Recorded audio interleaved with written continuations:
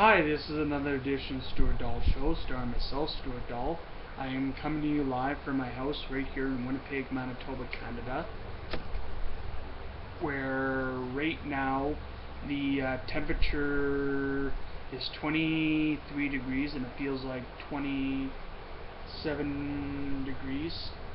And that it's still a warm Tuesday. So let's just get right into my show. In a news-related topic, this is an article from Al Jazeera in English. It is titled "Germany Warns of Attacks on Istanbul's Public Transportation." The German Foreign Ministry has warned about possible attacks on Istanbul's underground rail system and bus stops in the wake of Turkey's assault on Kurdish armed groups in northern Iraq. There could be an increased attack activity by the PKK, the Foreign Ministry said in a statement on its website on I guess you could say Wednesday today, whatever you want to call it over there. They're referring to the Kurdish Workers' Party. Beyond that, there are indications of possible attacks on the underground railway network and bus stops in Istanbul, the ministry added. The warning comes as Turkey's parliament held an extraordinary meeting on Wednesday. I don't know if that was today or a week ago or whatever, but let's just get to the point. To discuss military operations against Kurdish rebels and the Islamic State, ISIL. Pro-Kurdish politicians have warned that Turkey's simulation attacks on PKK targets are threatening the peace negotiations with the Turkish government starting in 2012. Al Jazeera's Bernard Smith, reporting from the minority Kurdish city of, I'm not going to start pronouncing it because it's hard to pronounce, said Kurdish leaders have complained that they are unfairly equaled with ISIL. Our correspondent said there are worries that intensified bombardments could provoke Kurdish armed groups to escalate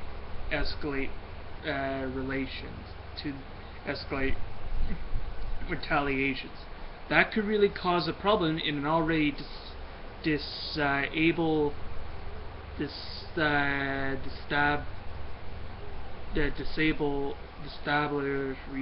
region, he said. PKK targeted in Turkey. Overnight, Turkish warplanes struck targets of the PKK in northern Iraq and in the southeast region of Turkey. In a new wave of air raids against the Kurdish group, the Prime Minister's office said on Wednesday. Air operations were conducted through the night of July 28th and July 29th against the PKK terrorist group inside Turkey and outside. It said in a statement.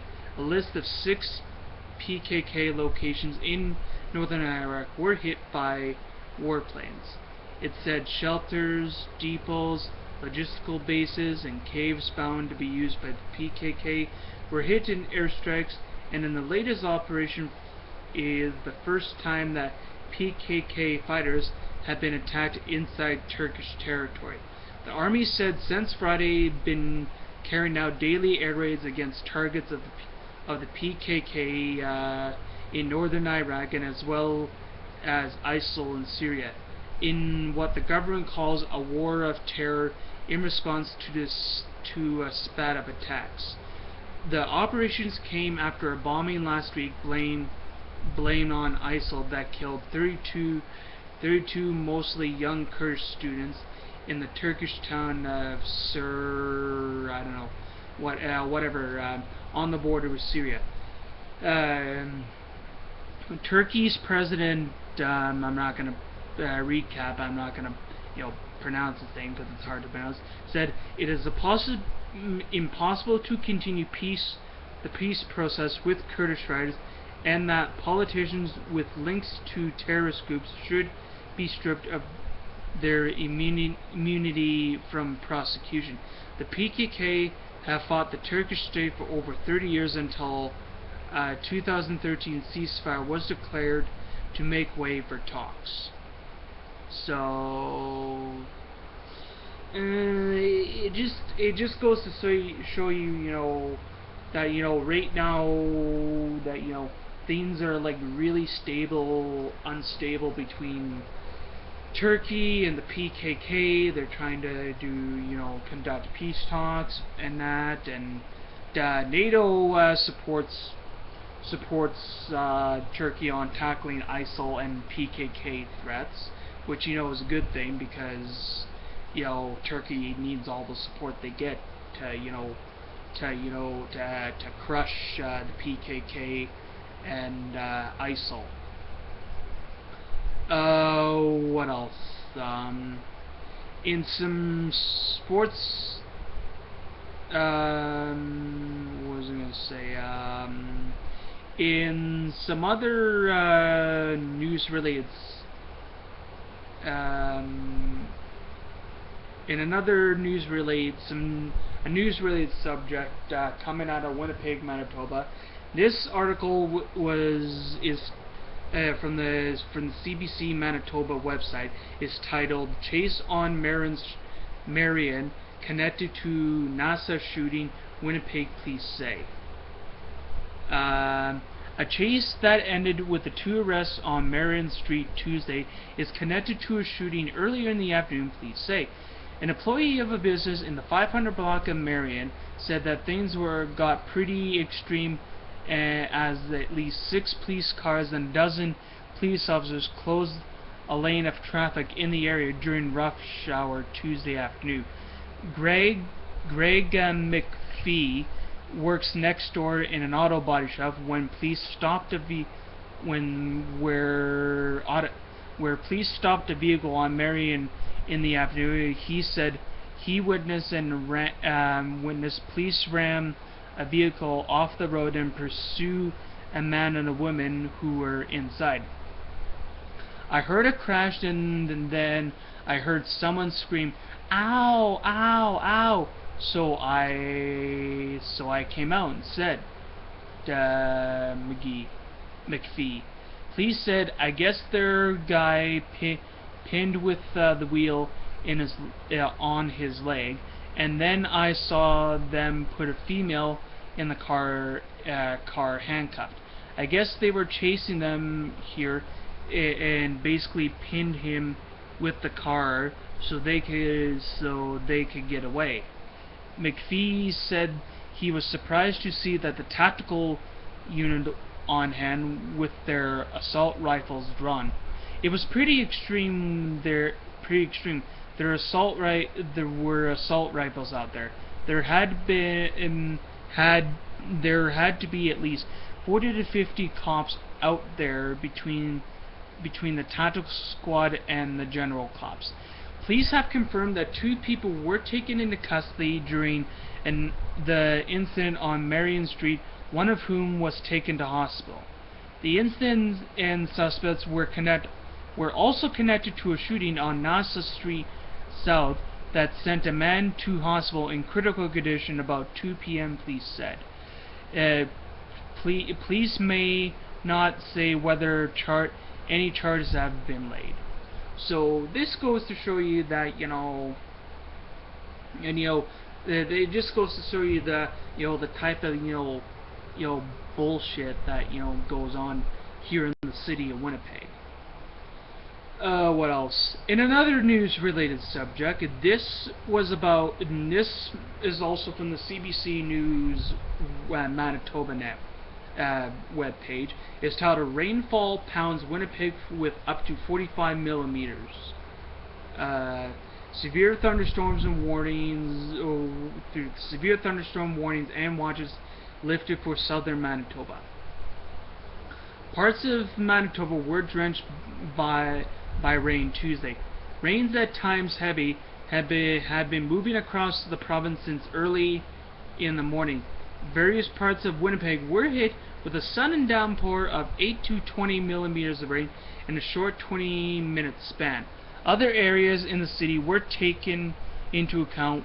The total rain between 7 a.m. and 9 p.m. were received as much as 45.4 millimeters. That rainfall was measured by the rain gauges at the following locations: the U of M, 35.6 millimeters; the West Kelowna Library, 39.9 millimeters; the North End Treatment Plant, 40.9 millimeters; the Clarence Lift Station, 44.2 millimeters; in Panampool, 45.4 millimeters. All that rain had made for a busy day for city crews in Manitoba Public Insurance. Spokesperson Brian Smiley said MPI had received 36 water-related claims by early afternoon. About 95% of those claims who have come from people in Winnipeg, Smiley said, with the rest of them coming from places like Birds Hill, Swan River, and Winkler. Meanwhile, a spokesperson with the city said they had received a number of drainage and sewage reports related to the downpour, including 7 manhole covers off or ajarred, 3 plugged back-lane catch basins, 15 plugged front street catch basins, 6 backup sewers, clean water, 7 backup sewers, raw sewage, and 0 reports of basement filling. The system is expected to dump even more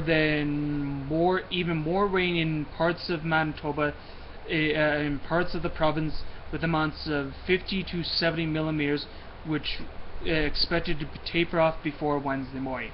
Like this at all, happened yesterday. Environment Canada has issued a rainfall warning for some areas.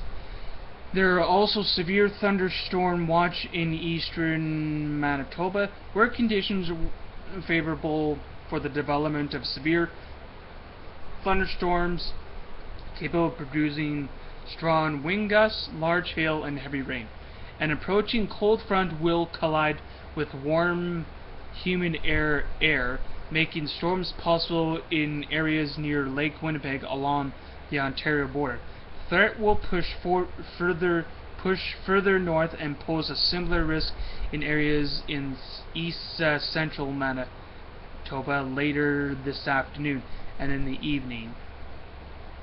So, in other words, this goes to show you that when Winnipeg gets a lot of rain, and this could really spell trouble for the city of Winnipeg. What else? And here's another news-related subject from the Global News Winnipeg page. This article is titled "Police Arrest 2 in Fort Rouge Shooting." Police have 2 people in custody Tuesday night, I guess you could say last night, following a shooting in the Fort Rouge area. Officers reported shortly after 2 p.m. where shots were fired near Nasa Street and Taft Crescent. Police confirmed a male victim was taken to hospital in critical condition. He was found suffering from upper body injuries. Witnesses tell Global News they had heard 2 shots in the back lane before seeing the victim running and then falling. Police said had the back lane of NASA taped off Tuesday afternoon, or I guess you could say. The Winnipeg police told Global News the 2 people were arrested in the NASA shooting were in police custody from another scene on Archibald near Marion. But reports from that scene indicate one person was taken away on a stretcher. Officers taped up a portion of the business, and including the vehicle that was up into the curb. So again, this really goes to show you that, you know, some crazy and wild and psychotic crap can happen here in the city of Winnipeg. What else? This is an article from the Globe and Mail. This is in relation, you know, to the fall federal election. This is about Stephen Harper. This article is titled "Downturn, Bad News for Harper with Federal Election Looming." 3 months from an election, the Bank of Canada Governor Stephen Pulse has delivered an economic assessment that could reel Stephen Harper's political election plans and raises the prospect that the country is in recession and that the federal budget surplus has turned to default. It's not just that the economy is so surprisingly weak that Mr. Pulse announced another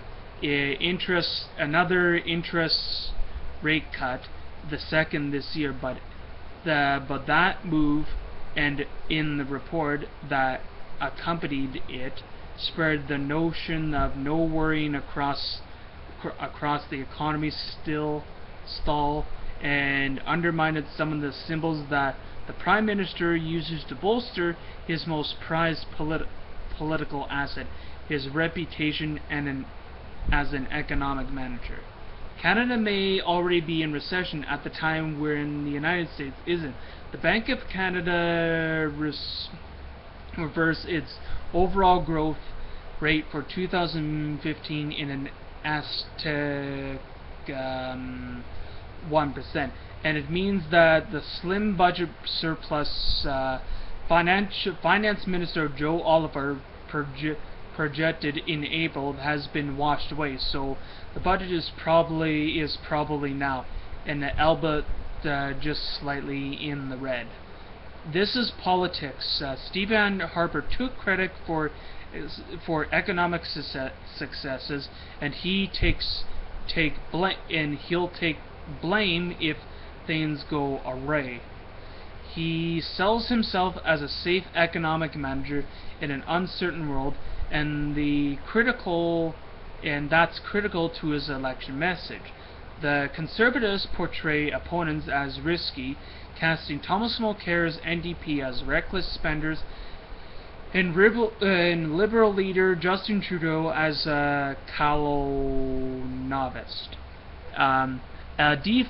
Deflect, even one so small, is economically insignificant. It is a major symbolic blow. Mr. Harper's government trumped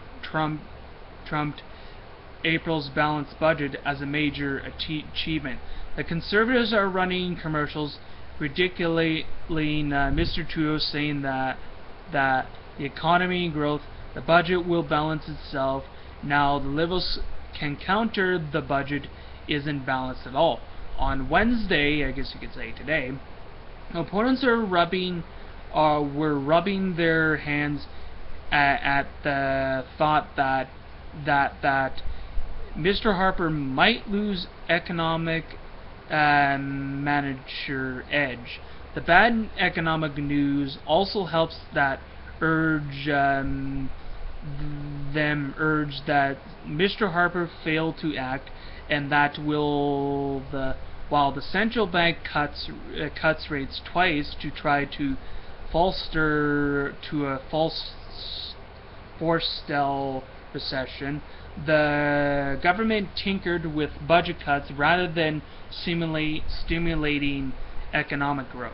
So far, the government's measure has been twofold. First, denial. There's no recession, and there's no default. Second, the problems are coming from abroad. Foreign economic headwinds that have are buffeting Canada. But it doesn't quite fit that Mr. Pulse said Wednesday, I guess you could say today, or last week or whatever. The Bank of Canada reported that the economic contract in each of the first 2 quarters of 2015, which means the traditional technical deflection of recession. Even if Mr. Pulse avoided that term, the central bank also trimmed growth projections by almost a percentage point of GDP, which the Bank of Montreal chief economist Doug Porter told the Globe and Mail would cut $3 billion off the budget balance, pushing it into a tiny deflect. Mr. Oliver, in a brief statement Wednesday, pointed to the negative impacts caused abroad, in such as Greece's debt crisis and China's market volatility, on top of lower oil prices, and those are factors of course. Mr. Oliver, in the brief statement Wednesday, pointed that the negative impacts caused abroad, such as Greece's debt crisis and China's market volatility, on top of low oil prices, and those factors, of course.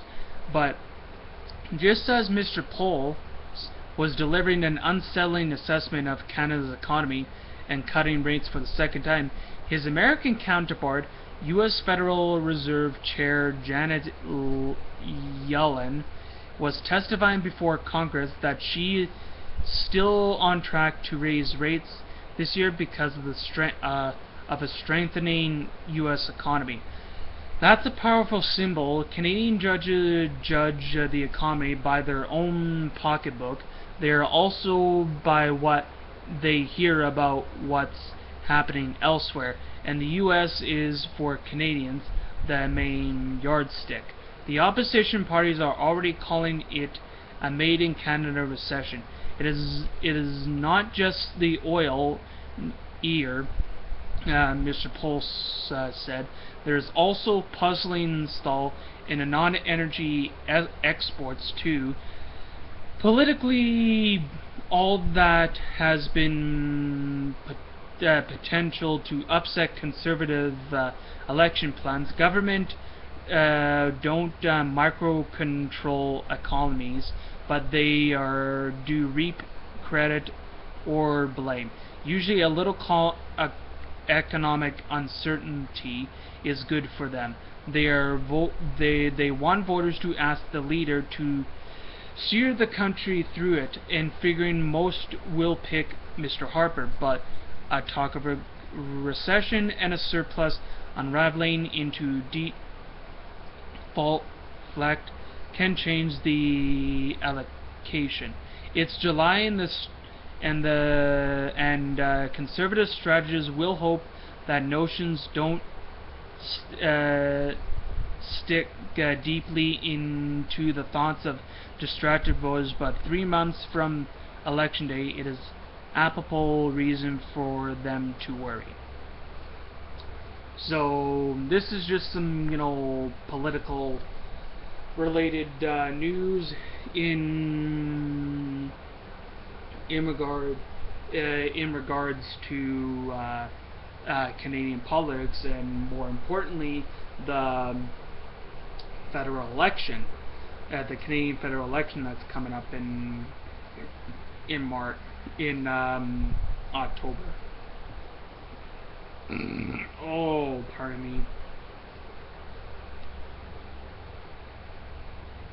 And here's another some other political related news in regards to the U.S. federal election. Like, Like, I honestly, like, I don't care who becomes U.S. president, me to be honest, but, you know, I would rather it not be Donald Trump, because, in my opinion, I think Donald Trump, and you YouTubers, or, you know, people that and that, you know, can correct me if I'm wrong, but all Donald Trump, you know, wants to do, and, like, he doesn't give a rat's ass shit about, you know, being the U.S. president. He basically wants the publicity, you know, for this stuff, for the U.S. election. Like really? Like, really? Like, really? Why would Donald Trump, you know, stoop to that? Oh, wait, I know why Donald Trump would stoop to that. Because Donald Trump's a jackass. But that's just my opinion. But everybody else is entitled to their opinion, but that's my opinion. And that, but let's get into an article from CNN Politics in regards to the U.S. presidential election. In Hillary Clinton's first national interview of the 2016 race, she attacked her Republican rivals on immigration and dismissed the suggestion that the American people have a problem trusting her. She blamed the barrage of attacks that largely formatted by coming from the right for feeling basically, long story short, all the Republicans and the others, they're just, taking jabs at each other and, making random comments and that. And I have to admit that, some of the comments and that Donald Trump has made, not cool, man. But, whatever. I really, honestly, I really could give a rat's ass shit who the U.S. president is, as long as it's not Donald Trump, because Donald Trump is a world-class asshole. Yeah. Yeah. Oh, wait. No. Yeah. I don't know, what the hell Donald Trump is thinking by being a total dink and that. It just goes to show you that sometimes, sometimes politics, whether it be in Canada, the U.S., all over the world, politics can be at times, but whatever. What else? What was I gonna say? Well, it looks like that.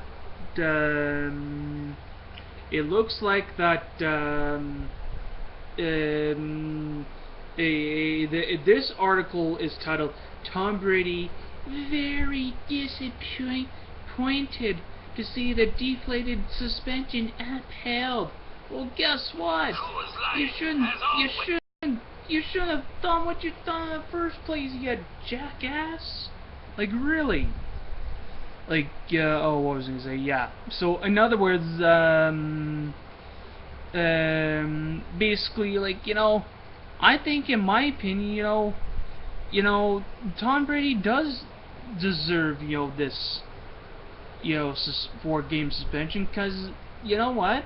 Because it seems like in the past, the New England Patriots, when they've, cheated, they've gotten themselves in deep trouble. And I think, what Tom Brady and the New England Patriots did was kind of just the proverbial cherry on top of the sundae. It just goes to show you at times. But, whatever. Anyways, last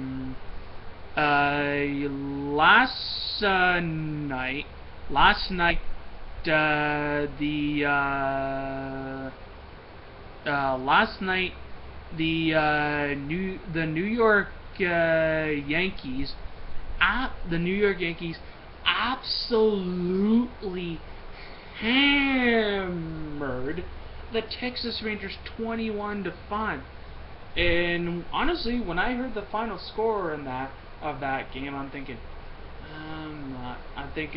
oh my God, that is just an ass kicking in baseball. You rarely see a score like that.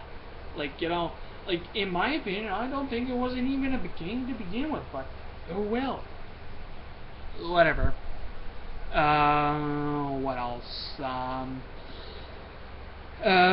Other than that, I don't think I have anything else for right now. So, this has been another edition of the Stuart Dahl Show.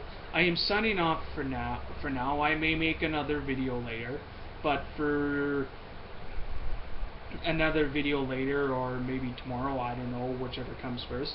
But for you young people, stay in school, stay out of trouble, and you will do fine. And for now, Auf Wiedersehen, peace, and stay cool, my friends.